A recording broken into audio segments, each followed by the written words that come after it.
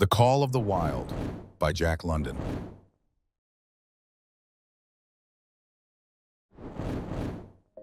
On a wide, sunny estate in California, a big dog lives like a prince.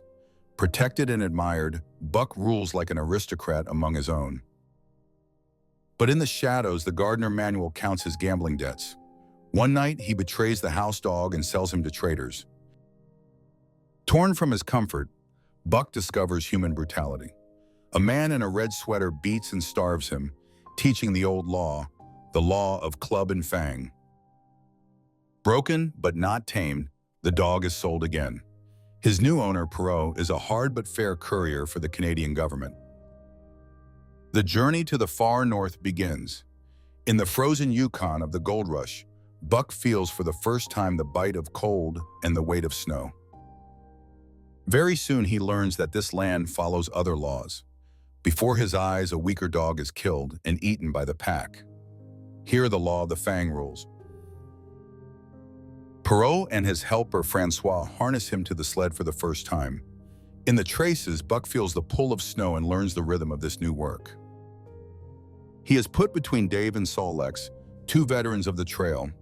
Guided by their silent skill, the house pet becomes a sled dog. Days turn into a brutal cycle: pull, eat too little, sleep too short.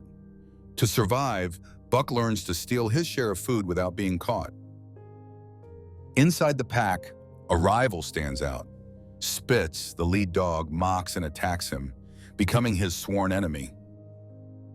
In spite of the tension, the team flies over the frozen trails. Francois and Perot are proud. Their sled breaks speed records in the north. The rivalry with Spitz finally explodes in open fight. Under snow and stars, Buck faces the leader and brings him down in a savage duel to the death. The next day, a new leader runs at the front. Fair, efficient, but demanding, Buck imposes a hard and perfect order on the team. The long mail journey comes to an end. Francois and Perot receive new orders and must part with their dogs. The pack is passed from hand to hand. From one owner to the next, Buck keeps pulling, enduring weariness, blows, and long marches. At last, they are sold to three newcomers from the south: Hal, Charles, and Mercedes. These people have neither skill nor respect for the Northland. The new masters loads the sled with useless things. The dogs begin to fall, broken by the whip and by their ignorance. Soon hunger arrives. Bad rations, empty sacks, the pack grows thin, ribs show, and famine begins. The journey seems endless. One by one, the dogs drop into the snow, killed by exhaustion while their owners stay blind. When they reach the White River camp, almost nothing is left of the team. Exhausted, Buck collapses and refuses to move another step. There, a different kind of man steps forward. John Thornton, respected by all, stands between them and warns Hal he will kill him if he hits the dog again. Under his gaze, the traces are cut. Thornton unfastens Buck from the sled, claims him as his own, and pulls the dog back from certain death. The sled moves on without him over the thin ice. Moments later, the river breaks, swallowing Hal, Charles, Mercedes, and what is left of the team. Hurt but alive, Buck discovers a new kind of peace. In Thornton's cabin, he slowly heals, surrounded by a presence that is truly kind. Little by little, a strong bond grows. For the first time, he no longer fears the club. Thornton's affection replaces fear in the hard law of the stick. Buck's strength becomes camp legend. One day he pulls a 1,000-pound sled, winning $1,600 for the man who saved him. From then on, no one may harm his master. When a man dares strike Thornton, Buck lunges and bites, ready to defend that bond to the end. Together, they leave the busy trails. Thornton and his partners and the big dog head into the wild, searching for a lost gold mine. The deeper they go into the deep woods, the more something wakes inside him. The old call of the wild beats stronger and stronger in his blood.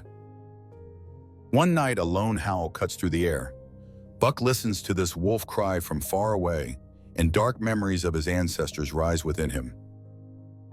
Guided by that song, he moves into the trees and meets a big gray wolf. For an hour, they run side by side before duty to Thornton calls him back to camp. The long-sought gold mine is finally found.